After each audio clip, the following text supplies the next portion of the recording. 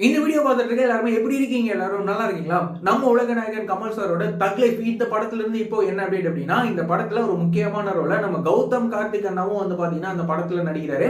இந்த விஷயத்தை இப்போ வந்து அபிஷியலா வந்து பாத்தீங்கன்னா சொல்றாங்க. அது மட்டும் இல்லாம இன்னொருத்தர் வந்து நடிக்கிறாரு. யார் அப்படின்னு சொல்லிட்டீங்கன்னா ஜோஜு ஜார்ஜ் அப்படின்னு சொல்லி இவரும் வந்து பாத்தீங்கன்னா அந்த தக் லைஃப் படத்துல வந்து நடிக்கிறாரு. இந்த படத்தை நம்ம டைரக்டர் மணிரத்னம் சார் இந்த படத்தை வந்து பாத்தீங்கன்னா டைரக்ட் வந்து பண்றாரு. ஏற்கனவே இந்த படத்துல யாரெல்லாம் நடிக்கிறாங்க அப்படின்னு சொல்லிட்டு அபிஷியலா சொல்லியிருந்தாங்க அப்படின்னா நம்ம ஜெயம் ரவி அண்ணா, துல்கர் அண்ணா, அதுக்கப்புறம் வந்து நம்ம த்ரிஷா மேம்லாம் இந்த படத்துல வந்து பாத்தீங்கன்னா நடிக்கிறாங்க. இந்த தக்லீஃப் படம் எப்படி இருக்க போகுது அப்படின்னு சொல்லிட்டு நம்ம வந்து வெயிட் பண்ணி பார்க்கலாம். இந்த படத்துக்கு நம்ம ஏ.ஆர். ரகுமான் சார் இந்த படத்துக்கு வந்து பாத்தீங்கன்னா இசை வந்து அமைக்கிறாரு. அதுக்கப்புறமா வந்து பாத்தீங்கன்னா நம்ம டைரக்டர் சிறுத்தை சிவா இவரோட டைரக்ஷன்ல நம்ம சூர்யா அண்ணாவோட நடிப்புல உருவாக்குற படம் தான் வந்து கங்குவா.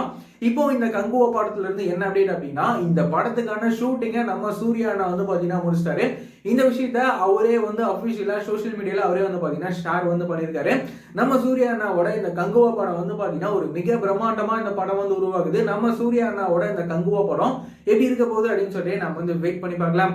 இந்த மாதிரியான ரெகுலரான சினிமா அப்டேட்லாம் நீங்க தெரிஞ்சுக்கணும் அப்படின்னு நினைச்சீங்கன்னா இந்த சேனலை மறக்காம சப்ஸ்கிரைப் பண்ணிக்கோங்க. வேற ஏதாவது ஒரு நெகட்டிவ் இருந்தது அப்படின்னா மறக்காம கமெண்ட்ல சொல்லுங்க.